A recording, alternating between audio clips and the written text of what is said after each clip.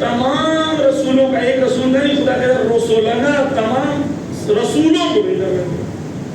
کیا ان کا مقصد پورا ہو گیا؟ کیا دنیا میں عدل و انصاف اور قسط نافذ ہو گئی؟ ہوئی کہ نہیں؟ نہیں ہوئی. خدا تو نے کتاب بھیجا، رسولوں کو بھیجا تاکہ قسط نافذ ہو. ابھی تک تو قسط نافذ ہوئی نہیں. توجہ کیجیے گا خصوصاً جوان، یعنی انفینشڈ پروجیکٹ ہے.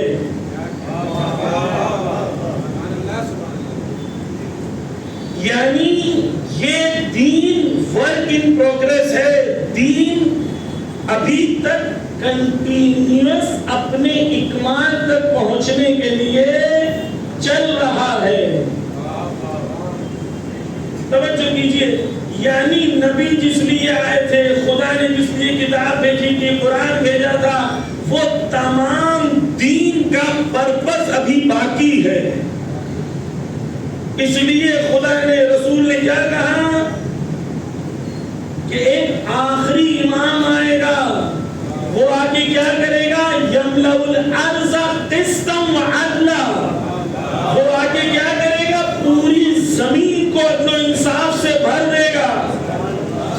نبی نے جو قیام کیا تھا، نبی جو مقصد لائے تھے، قرآن میں جو نبی نے پیغام بھیجا تھا، وہ تمام پیغام جا کے مکمل تب ہوگا جب آخری حجت آئے گی اور پوری دنیا میں عدل و انصاف کو قائم کرے گی.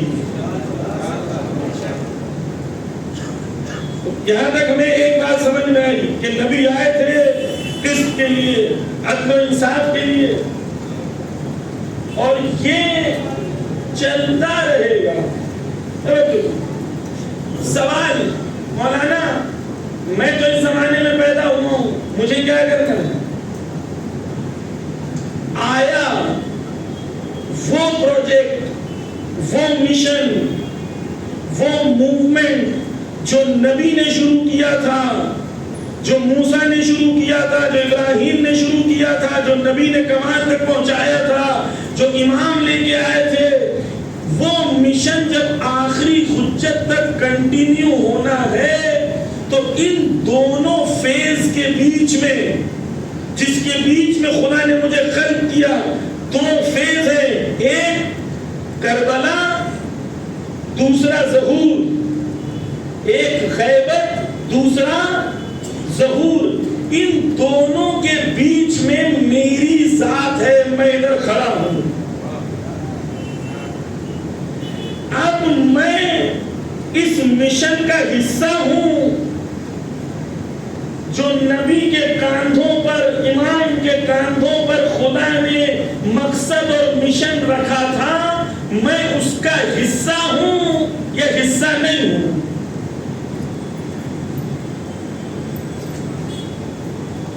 دین ایک موومنٹ کا نام ہے، ایک تحریک کا نام ہے، جو تحریک پوری دنیا میں عدل و انصاف کو قائم کرے گی.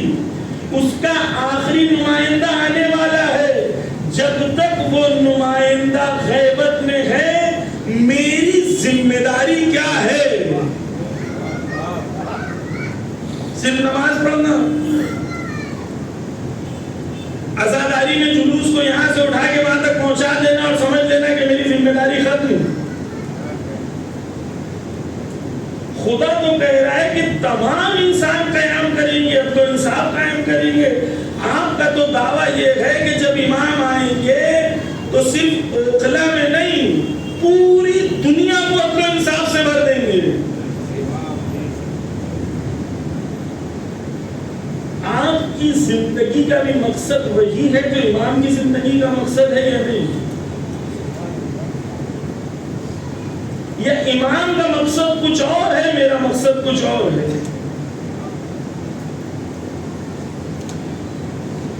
وہ امام کا کام ہے عدل و انصاف کو قائم کرنا، ظلم کو ختم کرنا، وہ سب امام کا کام ہے.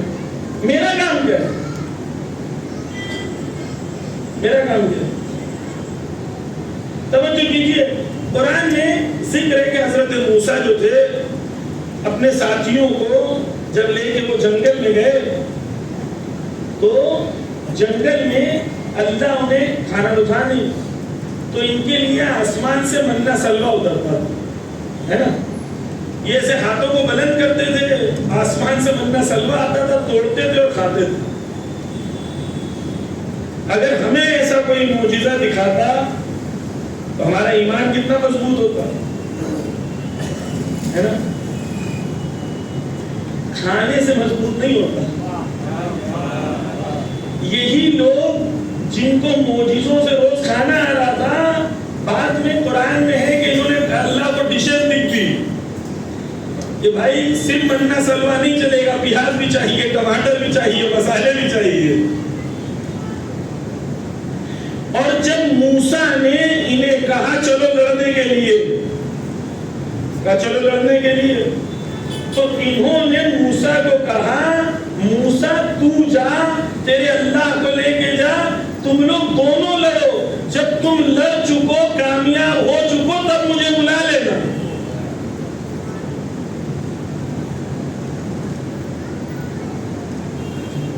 اگر امام زمانہ مجھے آج بلائے تو انصاف کی جنگ کے لیے، تو میں امام زمانہ کی فوج میں جاؤں گا، یا امام زمانہ سے کہوں گا بھائی میرے ایگزام باقی ہیں ابھی تھوڑے سے۔ عزیزان دین ایک مشن کا، ایک مقصد کا، اور خدا نے آپ کو اور مجھے جس دین پر رکھا ہے وہ دین ہے جس کو خدا قرآن میں کہتا کنتم خیر امت، تم سب سے بہترین امت ہو،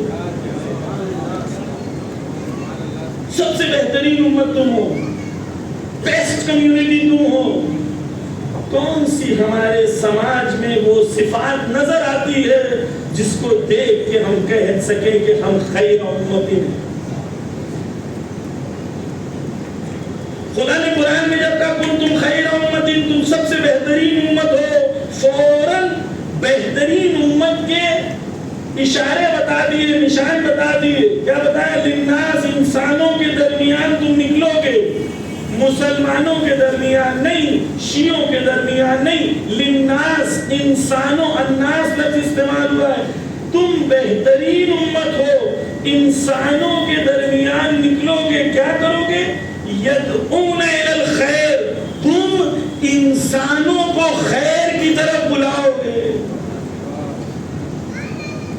کتنی بڑی ذمہ داری ہے۔ اللہ نے تم سے کہا ہے کہ تم وہ امت ہو جو تمام انسانوں کو ظلمت سے نکالو گے، خیر کی طرف لے کے جاؤ گے۔ یہ دین عزیزان گرامی جنت بانٹ کے نہیں ملنے والا سب کچھ کہ بس آؤں یہاں پہ سب کو دے دوں سرٹیفکیٹ کے سب جنت جانے والے ہیں۔ بس آپ تصور کریں کہ امام کوئی چیز کنسٹرکٹ کر رہے ہیں اور امام کو ساتھیوں کی ضرورت ہے، ہم امام کو کہیں گے سوری ایکسکیوز می امام میں آپ کی مدد نہیں کر سکتا، مجھے پلیز جنت دے دو، مجھے جانے دو۔ امام کا جو مشن ہے، امام کا جو مقصد ہے، اس میں شامل نہیں ہونا چاہتا، صرف جنت دینا چاہتا ہوں۔ یہ کون سی محبت ہے کہ امام تمہیں بلا کسی اور لیے رہے ہو، تم امام کسی اور لیے چاہ رہے ہو۔ عزیزان گرامی، بس دین ایک مشن کا نام ہے، ایک مقصد کا نام ہے۔ حسین ابن علی نے جب کہا حل من ناصر ینصرنا، ہے کوئی میرا ناصر و یاور و مددگار، حسین نے یہ نہیں کہا حل من منصور، ہے کوئی جو مجھ سے مدد لے گا، حسین نے کہا ہے کوئی جو میری نصرت کرے گا۔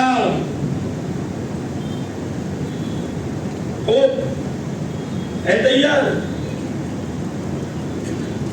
حل من ناصر ینصرنا، ہے کوئی میرا ناصر و یاور و مددگار جو میری مدد کرے گا، میری نصرت کرے گا، یعنی میرے دین کی نصرت کرے گا۔ اب سنیں، یہ جو زیارت ہم پڑھتے ہیں اس کو علماء نے تاکید کی ہے، اماموں نے تاکید کی ہے کہ اس کو ضرور پڑھا کریں، لیکن کبھی کبھی اس کو سمجھا بھی کریں۔ یہی زیارت اربعین جو بھی ہم نے پڑھی، اس میں ہم نے کیا 10 وعدے کیے کم سے کم امام کو۔ کہا زیارت اربعین کیا چیز ہے؟ ایمان کی نشانیوں میں سے نشانی ہے۔ یعنی کیا؟ یعنی جب آپ زیارت اربعین پڑھ رہے ہو تو آپ امام سے کچھ اگریمنٹ کر رہے ہو، پیکٹ کر رہے ہو۔ اسی زیارت میں نے امام کو کیا کہا جانتے ہیں؟ میں نے کہا نصرتی لکم معدہ، اے امام میں اس وقت جس حال میں ہوں وہ حال ہے کہ میری نصرت تمہارے لیے تیار ہے۔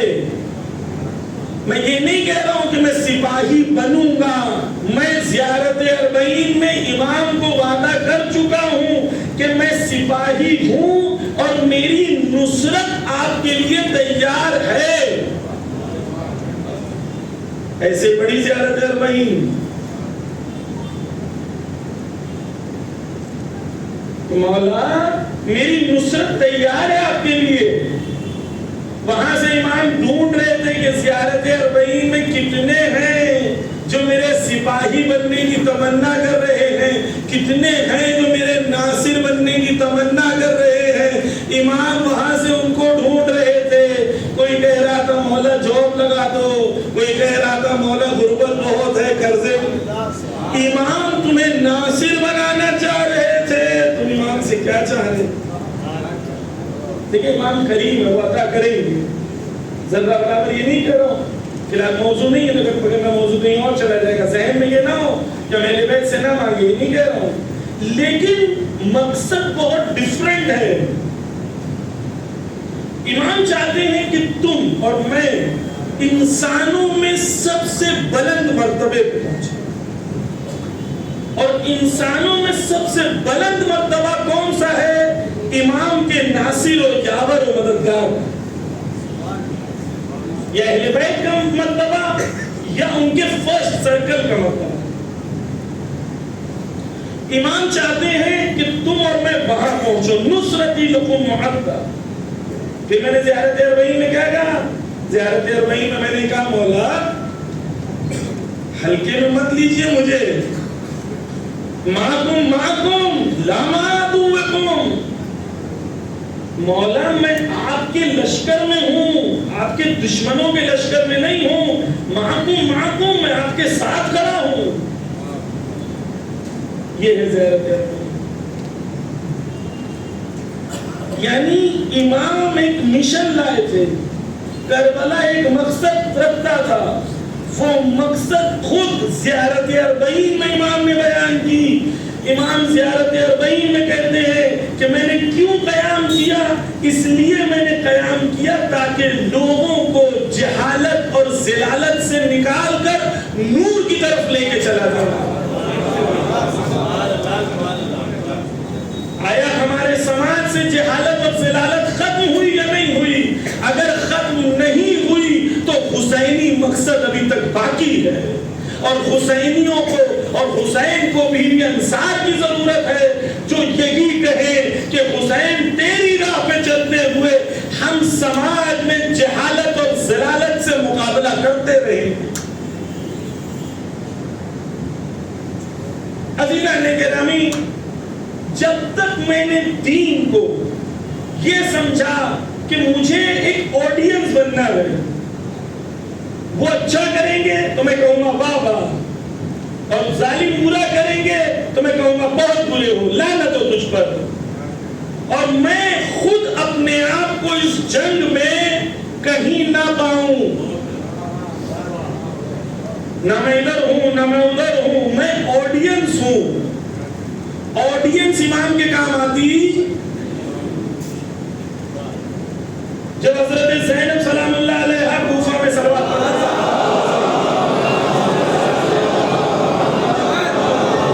جب وہ کوفہ میں کھڑی ہوئی تو وہ عظیم ذات جس کا پردہ اتنا عظیم تھا لیکن انہوں نے خطبہ دیا، اور خطبہ دیا تو لوگ روئے، جب لوگ روئے تو بیوی نے ڈانٹا انہیں، کہا جب وقت کے امام کو ضرورت پڑی تو تم نے ساتھ نہیں دیا، اب رو رہے ہو، خدا کرے تا قیامت روتے رہو۔ رونے میں فرق ہے، بیوی ڈانٹ رہی ہے انہیں، جو خیمہ جلا رہا ہے وہ بھی رو رہا ہے، پوچھا کیوں رو رہے ہو؟ بیوی نے پوچھا کیوں رو رہے ہو؟ کہہ رہا ہے کہ اہل بیت کا خیمہ ہے، جلا رہا ہوں اس لیے رو رہا ہوں۔ کہا پتہ ہے اہل بیت کا خیمہ ہے تو جلا کیوں رہے ہو؟ تو کہتا ہے میں نہیں جلاؤں گا تو کوئی اور مال کو لوٹ لے گا، اس سے بہتر ہے میں ہی لوٹ لوں۔ جو آج وقف کا مال کھا رہے ہیں جب وہ نہیں جانتے حسین کا حق ہے۔ عزیزان گرامی، جان لینا کافی نہیں ہے، جب تک نفس تیار نہیں ہو حق کو قبول کرنے کے لیے، جاننے سے کچھ نہیں ہوتا۔ کوفہ والے روئے، جنہوں نے تیر چلایا تو لشکر رویا، یہ بھی روئے۔ رونے میں فرق ہے۔ ہمیں یہ گریا، یہ رونا، یہ عزاداری، یہ فرش عزا، یہ مجلس، یہ تابوت، یہ جلوس، یہ ہمیں حسین سے جوڑ رہا ہے یہ نہیں کہ سوال ہے۔ اصل چیز حسین تک پہنچے، یہ وسیلہ ہے۔ دیکھیں تاریخ میں ایک واقعہ ہے، میں نقل کرتا ہوں، ایک سلوات کا سہارا دے محمد وآلہ محمد۔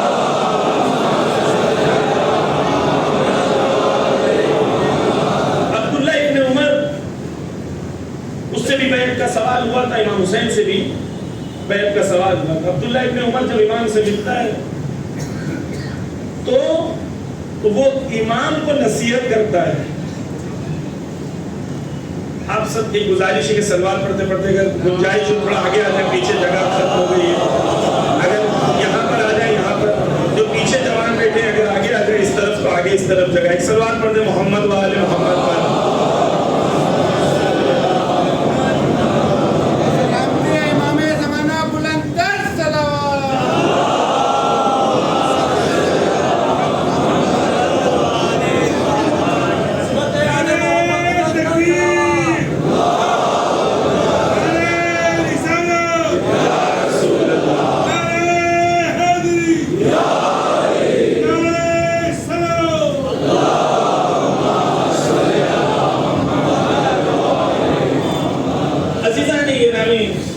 عبداللہ ابن عمر، وقت تیزی سے گزر رہا ہے، جلدی بیان کرتا ہوں۔ عبداللہ ابن عمر امام حسین سے ملنے آتا ہے اور امام کو بولتا ہے کہ دیکھو ان کی دشمنی تمہارے سے خاندانی دشمنی ہے، تمہیں چھوڑیں گے نہیں، مار دیں گے۔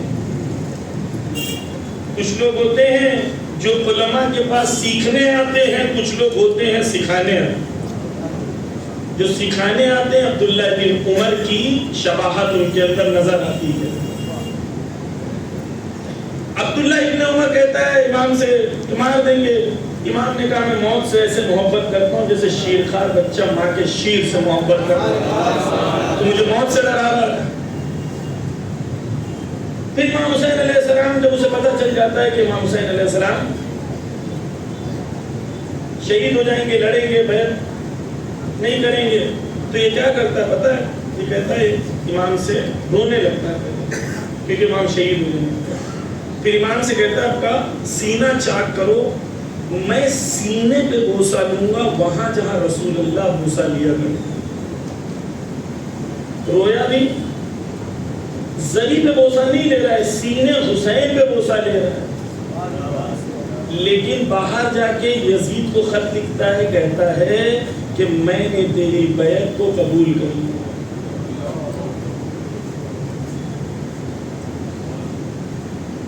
تاریخ میں بھرے بھرے لوگ کیوں نہیں کر پاتے یہ لوگ؟ کیونکہ جب بھی تم حق کا ساتھ دو گے تمہیں قربانی دینی ہوگی، قیمت دینی ہوگی۔ وہ دین سب کو پسند آتا ہے جس میں دین ہو، ملتا رہے، انکمنگ چالو رہے، دین وسیلہ بنے، دعائیں قبول ہوتی رہے۔ لیکن جیسے ہی دین کچھ مانگے تب دین مشکل ہے۔ عزیزان گرامی، میں نے کیا وعدہ کیا ہے؟ معکم لا معدوکم، میں امام سے یہ وعدہ کر چکا ہوں زیارت اربعین میں کہ مولا میں آپ کا سپاہی ہوں، میں لڑوں گا، میں میدان نہیں چھوڑوں گا، میں لڑوں گا آپ کے لیے، میں عدل و انصاف کی کوشش کروں گا۔ اب عزیزان گرامی تھوڑی توجہ سے سنیے، قسط کہتے کسے؟ خدا نے قرآن میں کیا کہا؟ لِيَقُومَ النَّاسُ بِالْقِسْطِ، ایک ایسا سماج جہاں انسان قیام کرے، کس کے لیے؟ قسط کے لیے۔ عدل ایک الگ مفہوم ہے، قسط ایک الگ مفہوم ہے۔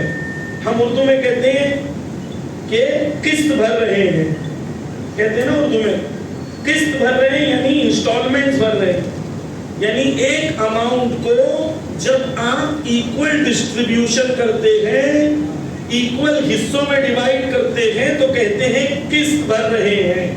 یعنی قسط وہ مفہوم ہے جس میں ایسا عدل و انصاف ہو جس میں ڈسکریمنیشن نہیں ہو، ایکوالٹی موجود ہو، اونچ نیچ نہیں ہو۔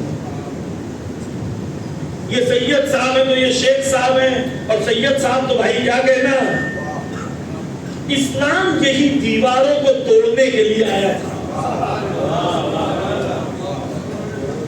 ہم برہمن بن گئے، برہمن کو مسلمان بنانے کے بجائے ہم نے برہمنیت لے لی۔ جلاہے ہیں، یہ تو انصاری ہیں۔ تو آپ دیکھیں کہ شیخ طوسی ایسے مرجع تقلید تھے کہ شیخ تھے، لیکن پوری شیعوں کی مرجعیت شیخ طوسی کے ہاتھ میں تھی، اور ایسے مرجع تقلید تھے کہ ان کے بعد 100 سال تک کسی نے ہمت نہیں کی ان کے فتووں کو رد کرنے کی۔ یہ ہمارے دین نے سکھایا کہ ہمارے یہاں نسل نہیں، علم دیکھا جاتا ہے۔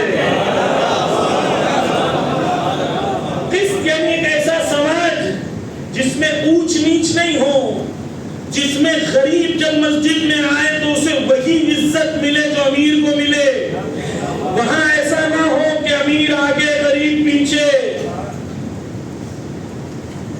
قسط یعنی ایک ایسا سماج انسانیت کے لیے خدا نے چاہا ہے جہاں پر عدل و انصاف ہو، ڈسکریمنیشن نہ ہو۔ اب توجہ کیجئے، خدا نے ہمیں جو دین عطا کیا ہے، آج میں ایک نیوز چینل میں اس کے لیے گیا تھا ڈسکشن کے لیے، بات نکلی اس پہ بیان کر رہا ہوں۔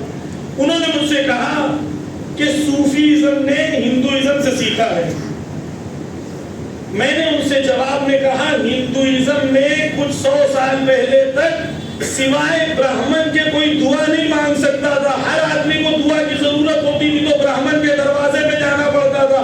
اسلام آ کے تمہیں سکھایا کہ ہر انسان دعا مانگ سکتا ہے، ہر انسان اللہ کے لیے برابر ہے۔ یہ دین اسلام نے انسانیت کو عطا کیا ہے۔ آپ ہمیں سکھاؤ گے، آپ ہمیں سکھاؤ گے؟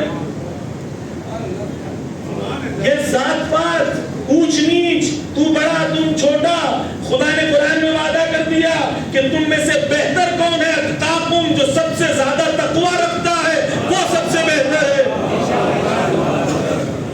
عزیزان گرامی، ایک ایسا سماج جو قسط کی بنیاد پر ہو، عدل و انصاف کی بنیاد کے اوپر ہو، جس میں ہر انسان کو اس کا حق ملے، وہ سماج آپ کے کاندھوں پر ہے کہ ہر قوم تک وہ سماج کا تصور پہنچائے۔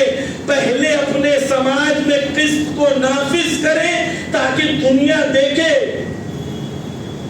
کیونکہ یہاں پر الگ الگ گاؤں سے لوگ ہیں، کنیکٹڈ ہیں، اس لیے میں کہہ رہا ہوں کہ میں نے بچپن میں دیکھا ہے۔ ایک گاؤں میں میں گیا تھا، نام نہیں لوں گا، امیر صاحب جو ہیں وہ کھاٹ پہ بیٹھے ہیں اور کسی نچلے ذات آدمی کا فیصلہ کر رہے ہیں، اور وہ تمام لوگ زمین پہ بیٹھے ہوئے تھے۔ میں نے پوچھا یہ اوپر کیوں بیٹھے ہیں، یہ نیچے کیوں بیٹھے ہیں، یہ چیئر پہ کیوں نہیں بیٹھ سکتے؟ کہا نہیں میر صاحب کے سامنے کیسے بیٹھ جائیں گے. ہم نے عزیزان گرامی جن کو اہل بیت کے در تک پہنچا سکتے تھے ہم نے اپنی جھوٹی بنائی ہوئی آن اور رسم کی وجہ سے انہیں اہل بیت کے دین سے دور رکھ دیا کیونکہ ہمارے اندر وہ دین نہیں اترا تھا. ہم برہمن بن گئے تھے. ابھی ایک جگہ میں مجلس پڑھنے گیا تھا تو اس گاؤں میں جتنے ہریجن سماج کے لوگ تھے وہ ماتم بھی کرتے ہیں, جلوس بھی نکالتے ہیں, گریہ بھی کرتے ہیں, لیکن انہیں انجمن انہیں اندر آنے نہیں دیتے امام بارگاہ میں کیونکہ ہماری فرش نجیس ہو جائے گی. عزیزان گرامی جو دین رسول اللہ لے کے آئے تھے, جو دین امام حسین لے کے آئے تھے, اس دین سے ہم بہت دور ہو گئے. چند رسموں میں دین کو بانٹ دیا ہے. وہ دین کی طرف جانے کے بجائے اب علم میں تو ہاتھ لگا دو, تو پیر لگا دو, جوتا لگا دو, دفنا دو, یہ ہمارے یہاں ہو رہا ہے. دودھ سے علم کو دھو. ہم ان جیسے بن رہے ہیں جبکہ ہمیں انہیں اسلام جیسا بنانا تھا.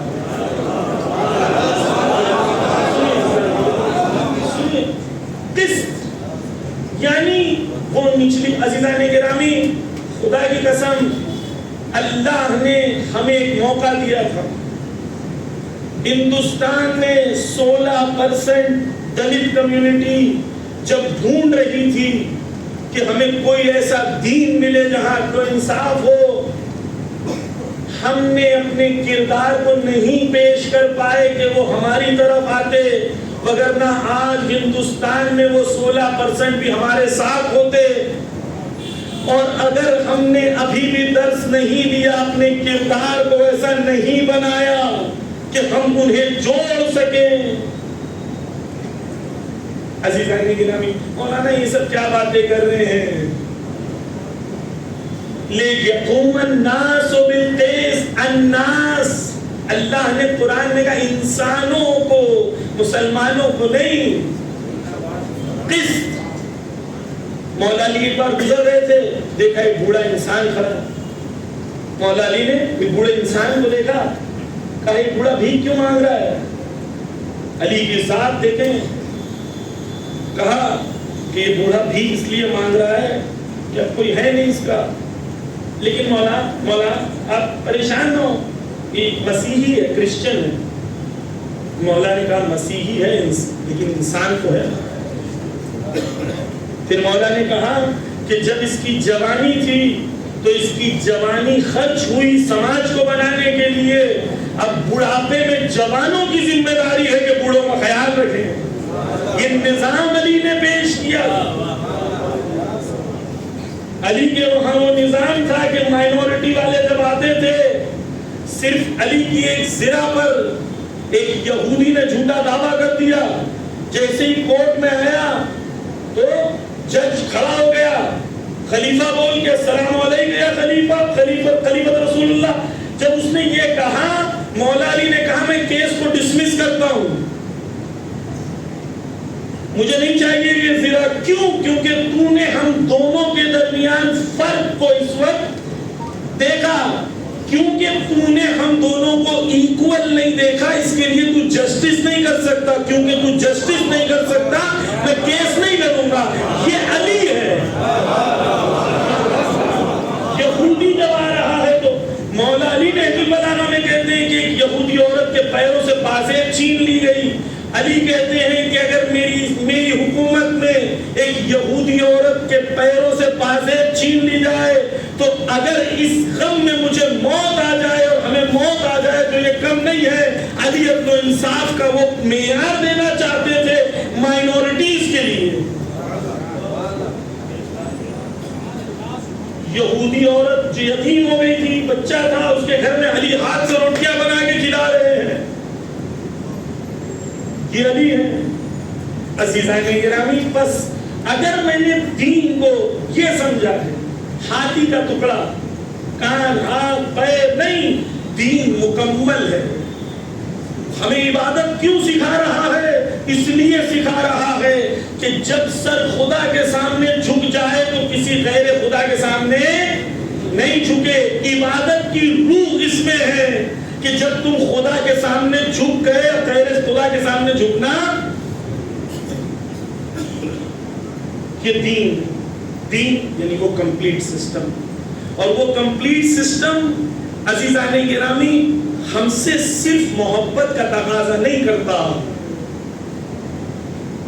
جب امام حسین علیہ السلام مدینہ سے نکلے, مکہ گئے اور مکہ سے تھوڑا آگے بڑھے تو راستے میں امام حسین علیہ السلام کو ایک شاعر ملے, فرزدق. امام نے پوچھا بتاؤ فرزدق کوفے کا کیا حال ہے؟ تو فرزدق نے کہا مولا کوفے میں لوگوں کے دل تو آپ کے ساتھ ہیں لیکن تلواریں آپ کے ساتھ. جب دل ساتھ میں ہو اور تلواریں ساتھ میں نہ ہو تو مسلم بھی مارا جاتا ہے, حسین بھی مارا جاتا ہے. آج میرا دل حسین کے ساتھ ہے یا دل کے ساتھ شمشیر بھی حسین کے ساتھ ہے؟ میدان میں ہوں, حق و باطل کی جنگ میں, یا میں صرف سپیکٹیٹر ہوں؟ ایران مارے گا تو میں تالی بجاؤں گا. بہت مزہ آیا مولانا, اتنا مزہ آ گیا مولانا, تو جینے کا مزہ آ گیا. انہوں نے کیا, تم نے کیا کیا؟ عزیزان خدا کی قسم ہندوستان میں جو ذمہ داری ہمارے کاندھوں پر ہے ظہور کو لے کے, اس کے لیے سیریس بہت بڑی ذمہ داری ہمارے کاندھوں پر ہے. ہم وہ قوم ہے جس سے وقت کا امام امید رکھتا ہے. زیارت اربعین میں ہم لعنت پڑھتے ہیں اس قوم پر کہ جس قوم سے امام نے امید رکھی تھی لیکن وہ قوم نے امام کا ساتھ نہیں دیا. غزل کے اوپر ہم لوگ لعنت پڑھتے ہیں. امام اگر ہم سے امید رکھ رہے ہیں, کس چیز کی امید رکھ رہے ہیں؟ ہمیں عزیزان گرامی آپ یقین جان لیں, میں کیسے آپ کو یقین دلاؤں کہ اس وقت ہندوستان میں جہاں ہم کھڑے ہو کے حق کی بات کرتے ہیں, اہل بیت کی بات کرتے ہیں, آج بڑے بڑے اہل سنت کے علماء کہتے ہیں کہ آپ آئیے بات کریے کیونکہ آپ لوگ حق بیانی کر رہے ہیں, ہماری قوم آپ سے سننا چاہتی ہے. یہ زمانہ جہاں پر اہل سنت آپ سے سیکھنا چاہتے ہیں, آپ ایسے ذاکرین کو بلا رہے ہیں جو ان کو چڑھا کے بھگا رہے ہیں. کیا بات نہیں ہے عزیزان گرامی, اس پہ ہمیں شرم آنی چاہیے. یہ وہ زمانہ ہے کہ آپ جس شہر میں ہم جا رہے ہیں, جس گاؤں میں جا رہے ہیں, 10 20 30 40 50 جوان آ کے مل رہے ہیں, مولانا ہم آپ کو سنتے ہیں, ہم رہبر کو مانتے ہیں, ہم انقلاب کو مانتے ہیں, ہم نے سب فرقوں کو چھوڑ دیا, آج سے ہم حسینی ہیں. وہ تو حسینی بننے تیار ہے, تم بنانے نہیں تیار ہو. صرف انٹرٹینمنٹ کے لیے مجھے مزہ آنا چاہیے مجلس میں, اپنی انٹرٹینمنٹ کے لیے دین کا نقصان. روز قیامت جواب دینا ہر کسی نے جس نے بھی بلایا اس منبر سے مقصد حسین بیان ہو, روز قیامت بی بی اجر دیں گی. اور اگر مقصد حسین بیان نہیں ہو تو تم سے سوال کیا جائے گا کہ 200 لوگ بیٹھے تھے, 500 لوگ بیٹھے تھے, 1 گھنٹہ سنا, 500 گھنٹہ مومنین کا ویسٹ ہوا, اس کا حساب کون دے گا؟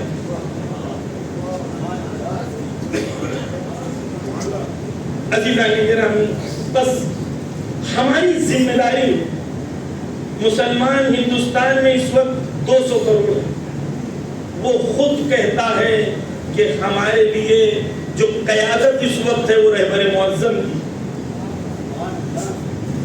سب مسلمانوں سے آپ یہی کہیں ہم نے کیا کیا اس میں؟ کتنی اہل سنت کی مسجدوں میں ہم نے مل کے پروگرام کیا, ہم نے کیوں اپنی باتوں کو نہیں بڑھایا؟ عزیزان بس جوانوں اس پہ آپ اور ریسرچ کریے, پڑھیے. ہم مقصد کے لیے پیدا ہوئے ہیں اور ہمارا مقصد مقصد امام ہے. اسی مقصد کے مطابق جینا. عزیزان گرامی، ہم زیارت میں پڑھتے ہیں انی سلم لمن سالمکم وحرب لمن حاربکم. کیا پڑھتے ہیں؟ مولا میں حالت امن و امان میں ہوں، یہ نہیں کہتا ہوں میں امن و امان کروں گا، سلم ہے، میں حالت امن و امان میں ہوں اس کے ساتھ جو آپ کے ساتھ حالت امن و امان میں ہے. وحرب لمن حاربکم، میں حالت جنگ میں ہوں ان کے ساتھ جو آپ کے ساتھ حالت جنگ میں ہیں. یعنی میں سپاہی ہوں. میں بھول گیا تھا کہ میں سپاہی کی زندگی مجھے جینی تھی. یہ 50 60 70 سال ایسے گزارنے تھے کہ جب میں اس دنیا سے جاؤں تو امام سے پوچھ سکوں مولا کچھ کام آ سکا، مولا مقصد میں کچھ مدد ہو سکی، مولا کچھ کام آگے بڑھ سکا، مولا اگلی نسل کے میں کچھ کر کے جا رہا ہوں یا نہیں جا رہا ہوں. یہ میرا پوچھنے مولانا جنگ ختم ہو گئی، کیسا ماحول ہے؟ جنگ ختم نہیں ہوئی عزیزان گرامی، اور ظہور تک جنگ ختم ہوگی، ظہور تک چلے گی جنگ. آج جو جنگ ہے یہ چلے گی کب تک؟ ظہور تک. یہ ایران اور امریکہ کی جنگ تھی نہیں، یہ حق و باطل کی جنگ ہے. ایک طرف پوری دنیا کا باطل ملا ہوا تھا، امریکہ، اسرائیل، یورپ، سعودی، یہ جتنے عرب بادشاہ ہیں، ذلیل خبیث بادشاہ، یہ سارے ایک طرف تھے، ایک طرف ایران اکیلا تھا. لبیک یا خامنئی، لبیک یا خامنئی، لبیک یا سیستانی، لبیک یا سیستانی، لبیک یا نصر اللہ، لبیک یا نصر اللہ، لبیک یا حزب اللہ، لبیک یا حزب اللہ.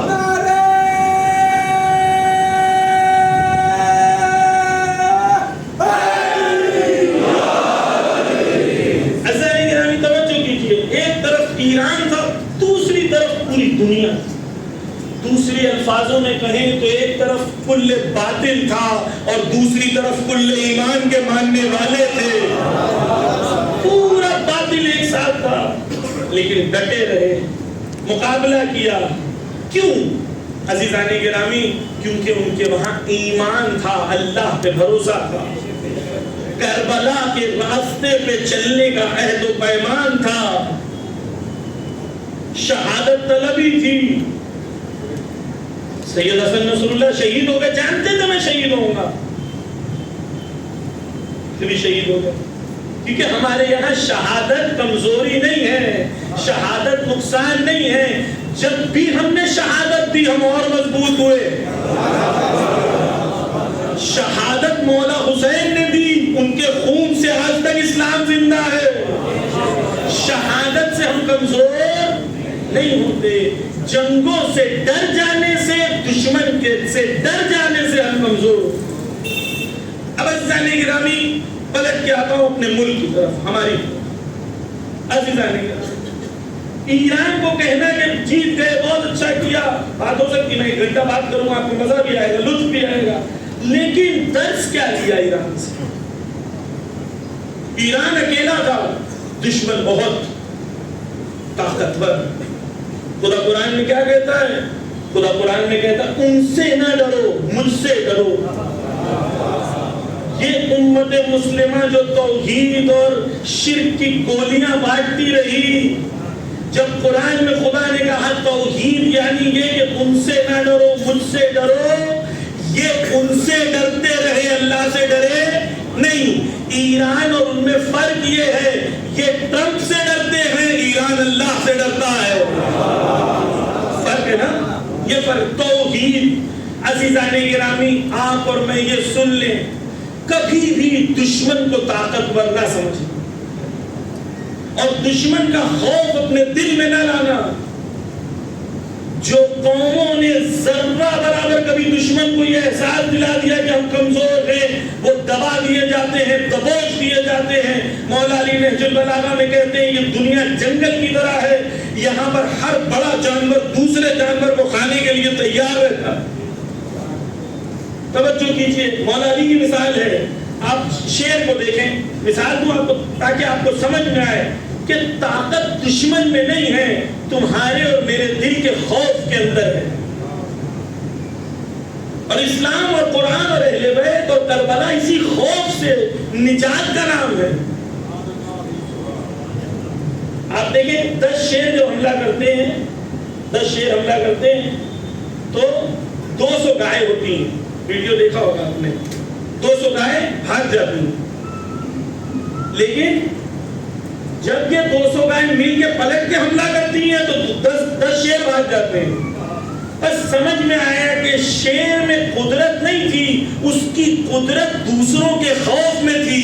جب یہ متحد ہوئے اور مل کے مقابلہ کیا تو بڑوں کو بھاگنا پڑا. کربلا پیغام دیتا ہے اتحاد کا، اپنی صفوں کو مضبوط کریں. یہ کیا ہے؟ تیری انجمن میری انجمن، تو تیرا نوحہ میرا نوحہ. کربلا عزیزان گرامی جتنے لوگ کہہ رہے ہیں، آپ لوگ اپنے دل پہ ہاتھ رکھ کے کہیں کہ آپ نے کی کہ نہیں کی.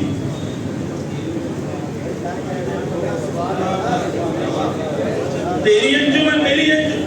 شب عاشور ہر صحابی یہ کہہ رہا ہے مولا جب ضرورت پڑے تو میں سب سے پہلے جان دوں گا، اور کچھ ملنے والا ہو تو کہتا تھا تو آگے چلے جا میں بعد میں جاؤں گا. یہ کربلا تھی. وہی کربلا کو جب رسموں میں باندھ دیا تو ہر آدمی چاہتا ہے میں پہلے اسٹیج پہ چلا جاؤں. کیوں؟ کیونکہ کربلا سے ویلیوز نہیں لی. بس جس قوم نے بھی ویلیوز لی کربلا سے، کربلا کیا سکھاتی ہے؟ موت سے نہ ڈرنا نہیں. کربلا سکھاتی ہے موت سے محبت کرنا. یہ نہیں سکھاتی کہ موت سے نہیں ڈرنا. کربلا سکھاتی ہے اہلا من الاصل، موت میرے لیے شہد سے زیادہ شیرین ہے. مشکل یہ ہے کہ ہم نے اہل بیت کے قصے سنے لیکن کبھی انہیں اپنے لیے رول ماڈل نہیں بنایا. یہ مشکل ہے. ہم نے صرف قصوں کی طرح سنا. ایران میں، حزب اللہ میں، لبنان میں یہ لوگ انہیں اپنا رول ماڈل بناتے ہیں. شہادت طلبی ان کے بچوں کی روحوں کے اندر ہے. نوحے ان کے کیسے ہوتے ہیں؟ مولا اتنی دے دی جانیں، کتنی جان چاہیے، سب ہم حاضر ہیں تمہارے لیے. ماتم میں اعلان کر رہے ہیں، عہد کر رہے ہیں کس چیز کا کہ ہم شہادت کے لیے تیار ہیں. یہ کربلا. بس عزیزان گرامی، دشمن کا خوف، مولانا یہ مت بولیے، مولانا یہ مت بولیے، مولانا یہ مت کریے، مولانا اللہ سے اتنا ڈرنا شروع کر دو جتنا تم شیطان سے ڈر رہے ہو. عزیزان گرامی، یہ خوف سے مقابلہ کریں. دشمن طاقتور نہیں ہوتا. امام خمینی نے کہا ہمیں کس چیز سے ڈراتے ہو؟ جیل میں ڈال دو گے تو سید سجاد کے ماننے والے ہیں، مار دو گے تو حسین کے ماننے والے ہیں. کس بات سے ہمیں ڈراتے ہو؟ حسین والے. عزیزان گرامی، یہی راستہ ہے. پہلی چیز میں نے کہا عزیزان گرامی، جو ویلیو سسٹم اپنے اندر ایجاد کرنا ہے اس میں یہ ہے کہ اللہ سے ڈرو، غیر اللہ سے نہ ڈرو. جس قوم میں یہ طاقت آ جائے وہ قوم کبھی ہار سکتی نہیں. دوسری چیز، خدا نے جوانوں آپ محنت کر رہے ہو علم کے میدان میں، یاد رکھنا خدا نے وعدہ کیا ان تنصروا اللہ ینصرکم، تم اللہ کی مدد کرو اللہ تمہاری مدد کرے گا. ایران لڑ پایا کیونکہ اسے بھروسہ تھا کہ جب میزائل مار رہے ہیں یا ابا عبداللہ کا نام لے کے تو یہ لگے گی ضرور. اللہ کے وعدوں پہ بھروسہ تھا. عزیزان گرامی جوانوں، اللہ وعدہ کر رہا ہے، بار بار وعدہ کر رہا ہے کہ تم ثابت قدم رہو، میری مدد یقینی ہے، اللہ کی مدد ہوگی. جس قوم میں یہ ویلیو سسٹم آ جاتا ہے عزیزان گرامی، بس دین کیا ہے؟ دین یہ کمپلیٹ سسٹم ہے. اور یہ سسٹم کے اندر جب تک آپ کا کوئی ولی نہ ہو، کوئی لیڈر نہ ہو اور آپ اس لیڈر کے پیچھے نہ چلیں تب تک آپ بھیڑ ہو. خدا نے توہین کے لفظ استعمال کرنا. عربی میں 2 لفظ ہیں، ایک ہے قائد، ایک ہے سائق. قائد کہتے ہیں، سائق کہتے ہیں عربی میں ڈرائیور، ابھی بھی جو ہے جو دنیا سے جا کے ہیں وہ جانتے ہیں سائق کہتے ہیں ڈرائیور کو. کیوں؟ کیونکہ سائق ڈرائیور پیچھے بیٹھتا ہے، انجن آگے ہوتا ہے. ڈرائیور پیچھے ہوتا ہے، انجن آگے ہوتا ہے. دو قسم کے جانور ہوتے ہیں. ایک وہ عربی بہت عمیق لینگویج ہے. سائق کہتے ہیں اس ہکالنے والے کو جس ہکالنے والے میں جانور آگے ہو، ڈنڈے والا پیچھے ہو. گائے، بکریاں، بھیڑ جب لے جاتے ہیں تو ایک پیچھے ڈنڈے والا ہوتا ہے. یہ آگے جو چل رہے ہوتے ہیں اپنی مرضی سے نہیں چل رہے ہوتے، ڈنڈے کے خوف سے چل رہے ہوتے ہیں. ہے کہ نہیں؟ پیچھے ہا ہا ہا ہا کرتا ہے، سب لوگ چل رہے ہوتے ہیں. ایک قائد ہوتا ہے عربی میں، آپ نے فوٹو میں دیکھا ہوگا کہ ایک آدمی آگے چل رہا ہے، پیچھے 200 اونٹ ایک لائن سے چل رہے ہیں. 200 اونٹ ایک لائن سے چل رہے ہیں، یہ پیچھے دیکھ بھی نہیں رہا ہے. اسے کہتے ہیں قائد. قوم جب تک ایسی ہو کہ سائق کی ضرورت ہو، ڈنڈے سے چلانا پڑے، تب تک امام نہیں آتے. کچھ ادھر، کوئی ادھر جا رہا ہے تو کوئی ادھر جا رہا ہے تو کوئی ادھر جا رہا ہے. مولا علی نہج البلاغہ میں کہتے ہیں کہ اے وہ قوم جسے میں رات کو جمع کرتا ہوں تو صبح کو بکھر جاتی ہے. میں اونٹوں کو جمع کرتا ہوں راتوں کو تو صبح بکھر جاتے ہیں. میں دھاگے جیسے الجھ جاتے ہیں. میں ایک طرف سے صحیح کرتا ہوں تو دوسری طرف سے خود ہی الجھ جاتے ہو. دو گروہ، ایک وہ جس میں یہ صلاحیت ہو کہ قائد بولے پیچھے چلنے کی صلاحیت ہو، پوچھے نہ کیوں. قائد بول دے چلو پیچھے. امام بیٹھے، ایک صحابی آیا، امام نے کہا جب تندور میں چلا جاؤ. وہ پوچھ سکتا تھا نا بھائی جان اپنی ضائع کرنا حرام ہے. مولا میں مر جاؤں آپ کو کیا فائدہ ہوگا؟ 10 سوال کر سکتا تھا نا؟ کر سکتا تھا کہ نہیں؟ کر سکتا تھا. امام بتانا چاہتے ہیں اطاعت کی منزل یہ ہے کہ امام بولے تم سبمٹ کر دو. قائد کا مطلب یہ ہے کہ لیڈر بولے تم سبمٹ کر دو، بیچ میں رکو نہیں، چوچرا کرو نہیں. قائد وہ ہے جو آگے چلے، 200 اونٹ اس کے پیچھے چلے. جب تک امت ایسی ریوڑ ہوتی ہے، بھیڑ بکریوں کی طرح ہوتی ہے، امام نہیں آتے. جب امت ایسی ہو کہ امام آگے چلے، پیچھے چلنے کی صلاحیت پیدا کر لو، تب امام آتے ہیں. 5 بار خدا نے کہا نماز پڑھو، پریکٹس کرو. کائے کی پریکٹس؟ امام کھڑے ہو تو کھڑے ہو جاؤ، امام بیٹھے تو بیٹھ جاؤ. آگے گئے تو بھی نماز باطل، پیچھے رہے تو بھی نماز باطل. 5 بار تمہیں سکھایا کہ نظام امامت کے پیچھے کیسے چلو. آگے گئے تو بھی باطل، پیچھے رہے تو بھی باطل. عزیزان گرامی، کھل کے کہہ رہا ہوں، زمانے غیبت میں مرجعیت اور نظام ولایت فقیہ حق ہے، اور اس کے خلاف جو بھی چوچرا کرے گا یقین جان لے آج نائب کی بات نہیں مان رہا، کل امام کی بات بھی نہیں مانے گا.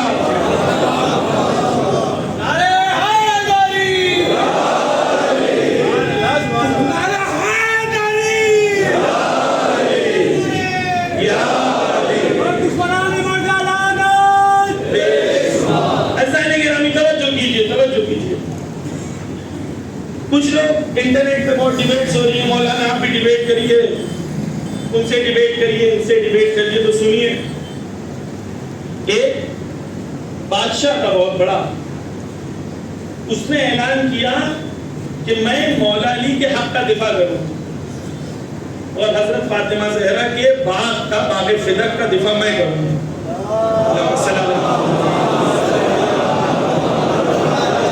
میں دفاع کروں گا.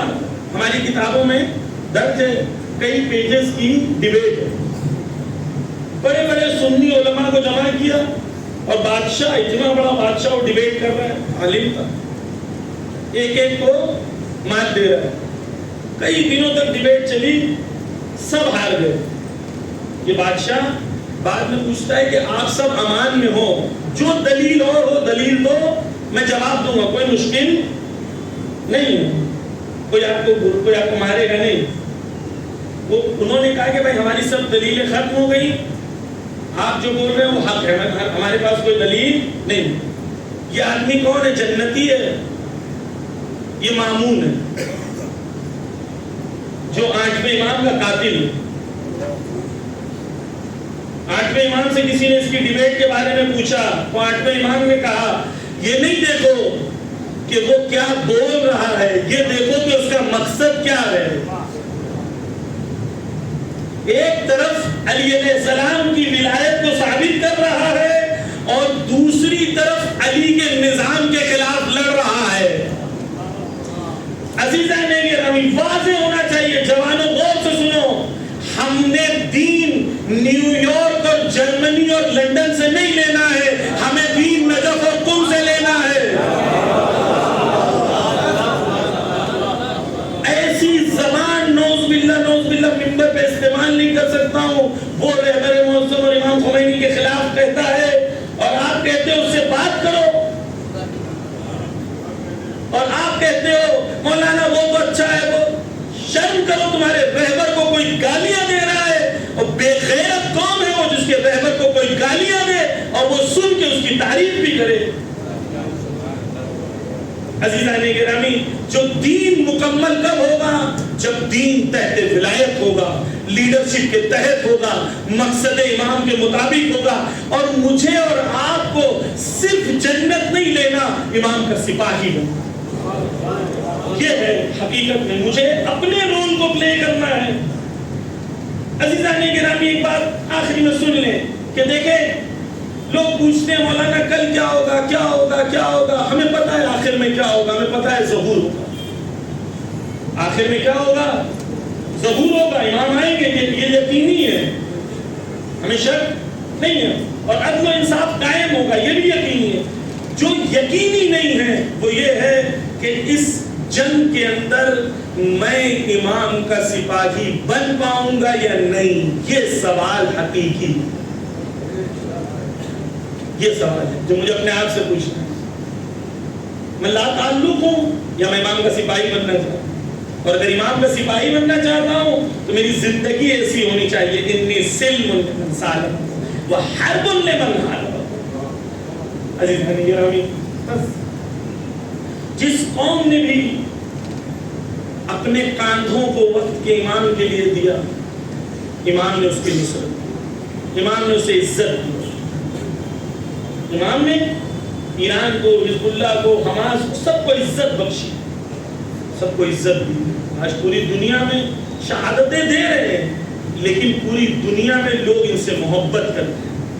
جو مان رہے ہیں وہ خود اپنے آپ کو یزیدی بنا رہے ہیں. آپ اس زمانے کو نہیں دیکھیں، آنے والے زمانے کو دیکھیں کہ جس طریقے سے یزید پہ پوری دنیا تھوکتی تھی، آج کے ان حکمرانوں پہ آنے والی پوری دنیا تھوکے گی. ان لوگوں نے کیونکہ خود کو اپنے آپ کو یزیدی بنایا ہے دنیا میں. عزیزان گرامی، بس میں نے اپنی ذمہ داری کو ادا کیا، یہ صرف کہہ کے کہ ہم سب کے کاندھوں پہ ذمہ داری ہے وقت کے امام کے لیے کام کرنا. وہ ہماری نصرت کے منتظر ہیں. آپ کی قوم میں علم کا معیار کیا ہے؟ اتحاد کیوں نہیں ہے؟ کیوں تحت ولایت نہیں ہے؟ ایک لیڈر کے پیچھے چلنے کی صلاحیت کیوں نہیں ہے؟ یہ سب شرطیں ہیں قوموں کی کامیابی کے لیے. ہم نے چند رسمیں کرتے ہیں، پھر رسم ختم ہو جاتی ہے، پھر رسم کرتے ہیں، لیکن اس کے اثر میں وہ سسٹم نہیں آتا جو خدا اور رسول و اہل بیت چاہتے ہیں ہمارے سماج میں وہ سسٹم آئے. عزیزان گرامی، بس یہ ایام گزر رہے ہیں اور یہ ایام گزر رہے ہیں. ہر انسان سوچ رہا ہے کہ مولا اس بار میں عزاداری نہیں کر پایا، اس بار رو نہیں پایا، اس بار کربلا والوں پہ غم منا نہیں پایا. باب ازا کربلا میں ایک چھوٹی سی بچی تھی جس کا نام سکینہ. چھوٹی سی بچی. آپ کے گھر میں اگر کوئی چھوٹی بچی ہوتی ہے تو آپ جانتے ہیں کہ جیسے ہی جو بابا گھر میں آتے ہیں چھوٹی بچی پیر سے لپٹ جاتی ہے, بابا آ گئے, بابا آ گئے. ایک بار میرے ہاتھ میں تھوڑا سا زخم لگ گیا, ایک چھوٹی سی بیٹی میرے پاس آئی اور بار بار زخم پہ ہاتھ لگا کے پوچھتی تھی بابا دکھ تو نہیں رہا ہے. زخم کو چومتی تھی, کہتی تھی بابا دکھ تو نہیں رہا بابا. چھوٹی بچی ہے نا, اپنے بابا سے محبت کرتی. اب تصور کریں جب سکینہ نے اپنے بابا کا جسم شام غریبہ کو دیکھا ہوگا. بچی اگر چھوٹا سا زخم اپنے بابا کے سی اپنے ہاتھوں میں نہیں دیکھ سکتی تو وہ جسم کیسے دیکھا ہوگا جس جسم میں سر نہ تھا.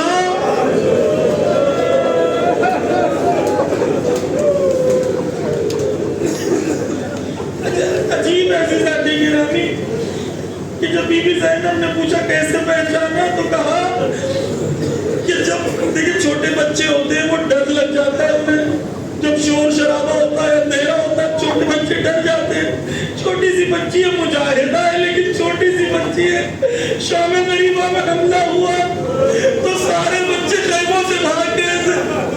بی بی زینب ام کلثوم ڈھونڈنے گئے, کہا 23 بچے تھے, 23 بچے. حضرت سکینہ بھی بھاگے, کہا بابا کا کیسے پہچانا لاشا.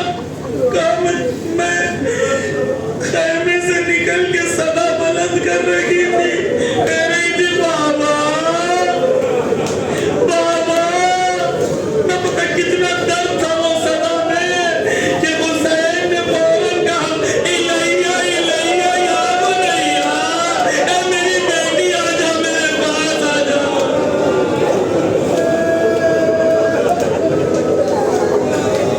ارباب اعظم اسی حالت میں جب بی بی پہنچی ہوں گی اور لاشیں کو دیکھا تو مجھے نہیں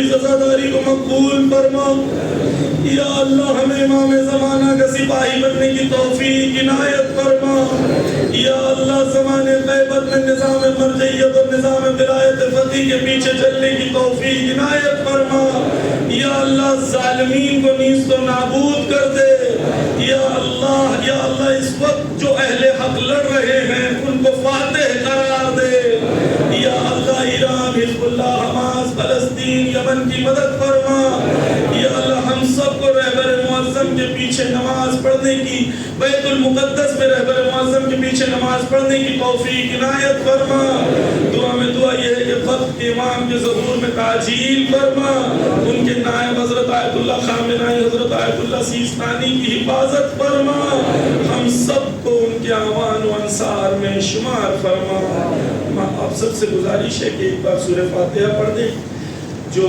بانیان مجلس ہیں ان کی ارواح کے لیے